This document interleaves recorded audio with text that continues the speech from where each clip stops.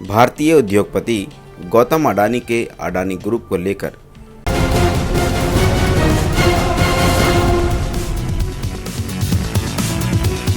बीते 24 जनवरी 2023 को पब्लिश हुई हिंडनबर्ग रिसर्च रिपोर्ट और उनसे ग्रुप की कंपनियों के शेयर में मची उथल पुथल के बीच कई नए शब्द भी सामने आए हैं। ये ऐसे शब्द हैं जो कम ही सुनाई देते हैं। इनमें एक शॉर्ट सेलिंग भी है। अडानी ग्रुप को कटघरे में खड़ा करने वाली यूएस बेस्ड फर्म हिंडनबर्ग खुद को शॉर्ट सेलर फर्म बताती है। अमेरिकी रिसर्च फर्म हिंडनबर्ग की बातें जनवरी महीने के आखिर में अपनी रिपोर्ट में अडानी ग्रुप पर कथित अकाउंटिंग हेरफेर और स्टॉक मैनिपुलेशन पर आरोप लगाया है। इसके अलावा ग्रुप को बैंकों से मिलने वाले लोन को लेकर भी गहरी चिंता जाहिर की है। इस रिपोर्ट के बाद गौतम अडानी को भारी नुकसान उठाना पड़ा। इस पूरे मामले में जो शब्द सबसे पहले सुर्खियों में आ रहा है अब तक का है वो शॉर्ट सेलिंग। तो बता दें, शॉर्ट सेलिंग स्टॉक मार्केट में कारोबार करने का एक तरीका है जिसमें इन्वेस्टर किसी कंपनी के शेयर चढ़ने पर नहीं बल्कि उसमें भारी गिरावट होने पर दावा लगाते हैं।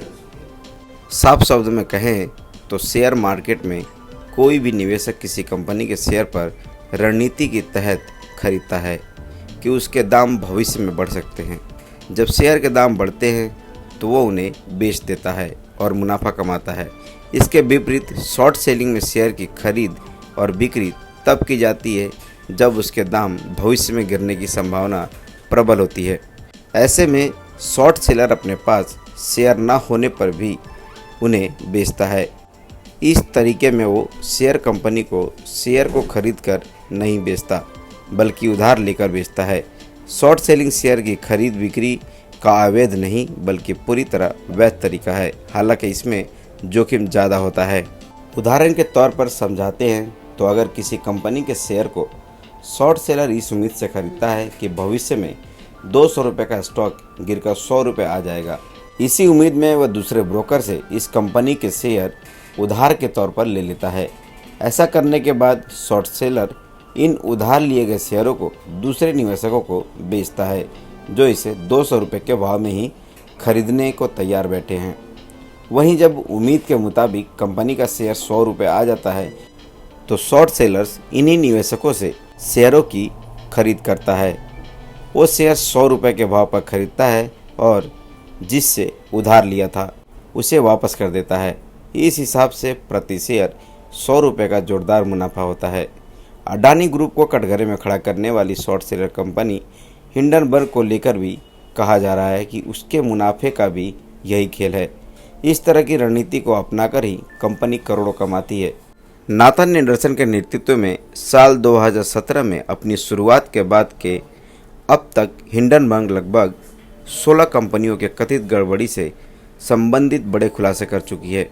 अडानी ग्रुप के पहले ट्विटर को लेकर आई फर्म की रिसर्च रिपोर्ट भी खासी चर्चा में रही थी। हिंडनबर्ग की विभिन्न कंपनियों के शेयरों के गिरने का दावा लगाती है।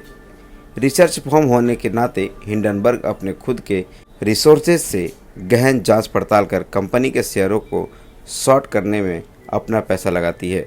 रिसर्च के दौरान वह ऐसी कंपनियों की तलाश में रहती है जिसमें किसी तरह की अकाउंटिंग हेरफेर, स्टॉक मैनिपुलेशन या फिर मैनेजमेंट में गड़बड़ी नज़र आती है।